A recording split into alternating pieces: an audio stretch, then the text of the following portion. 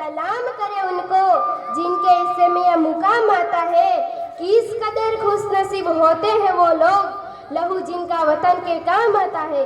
નમસ્કાર મિત્રો, હું છું પટેલ ગાયત્રી અને આજે આપણે જે વિષય ઉપર વાત કરવાની છે, જે વિષય ઉપર ચર્ચા કરવાની છે તે છે આપણા ભારત દેશના રિયલ હીરો કે જે જીવે છે તો દેશ માટે અને બલિદાન આપે છે તો પણ દેશ માટે જ। તમે સમજી જ ગયા હશો કે હું કોના વિશે વાત કરી રહી છું।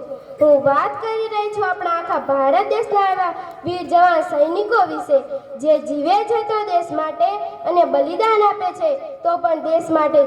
સાહેબ, આજની સ્પીચ શરૂ કરવાથી પહેલા તમને એક જ સવાલ છે, શું આપણામાં દેશભક્તિ કેટલી છે અને કેવી છે? શું આપણામાં દેશભક્તિ ખાલી દેખાવા માટે છે કે ભગતસિંહ, સુખદેવ, રાજગુરુ, ચંદ્રશેખર આઝાદ અને સુભાષચંદ્ર બોઝ જેવી છે જેમણે સૂત્ર આપ્યું હતું, તુમ મુझे खून दो मैं तुम्हें आज़ादी दूंगा। સાહેબ, આવી હોય છે દેશભક્તિ અને આનું નામ કહેવાય દેશભક્તિ। આજે આપણે વાતો કરી રહ્યા છીએ દેશભક્તિની, તો હું તમને એક કિસ્સો જરૂર સંભળાવવા માંગીશ કે આપણા ભારત દેશના એવા હોકીના જાદુગર તરીકે ઓળખાતા એવા મેજર ધ્યાનચંદ્રને ત્યાં બોલાવ્યા અને કહ્યું કે શું આપ્યું છે તને તારા દેશે તે તું આવી જર્મની, હું તને એર ચીફ માર્શલ બનાવી દઈશ। સાહેબ, વાત દેશ પર આવી ગઈ હતી ત્યારે આપણા મેજર ધ્યાનચંદ્રે જવાબ આપ્યો, તું તારા દુશ્મન દેશને આગળ લઈ જાય એ જરૂરી નથી, જરૂરી એ છે કે હું મારા દેશને આગળ લઈ જાઉં। સાહેબ, આવી હોય છે દેશભક્તિ અને આનું નામ કહેવાય દેશભક્તિ।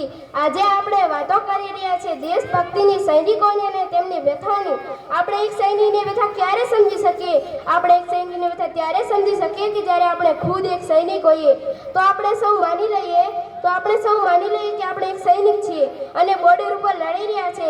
કારકલની ઊંચી ટેક્સી પર જ્યાં -15 ડિગ્રી જેટલો તાપમાન હોય છે, કાલે આપણે ઘરે જવાનું છે, હેડ ઓફિસે ચિઠ્ઠી આપી દીધી છે, ઘરના બધા સભ્ય ખુશ છે અને ત્યારે જ પાકિસ્તાન વાળે હુમલો કરી દીધો। ત્યારે તમારા ઘરને કોઈક સંદેશ આપે છે કે તમે બોર્ડર ઉપર લડતા શહીદ થઈ ગયા છો। ત્યારે એક વૃદ્ધ પિતા જેનો એક જ દીકરો હતો, માતા તો આ સહન નથી કરી શકતી। તમારી બહેન જેનો એક જ ભાઈ હતો, તેની રાખડી તૂટી જશે, તમારી પત્ની પાગલ બની જશે, તમારા દીકરાઓનું શું થશે, તેમના ભવિષ્યનું શું થશે? તમારા દીકરાઓ જે કહેતા હતા પપ્પા પપ્પા, તે ત્યારે ચિલ્લાતા હશે પપ્પા પપ્પા પપ્પા। સાહેબ, આ તો ખાલી આપણે અનુમાન લગાવી છે, પરંતુ તમે વિચાર કરી લો કે આપણા ભારત દેશના એવા પૂર્વ હુમલામાં એવા વીર 42 જવાનો સૈનિકો શહીદ થઈ ગયા હતા, તો તેમના પર કેવી વ્યથા હશે, તેમના પરિવાર પર કેવી વ્યથા હશે?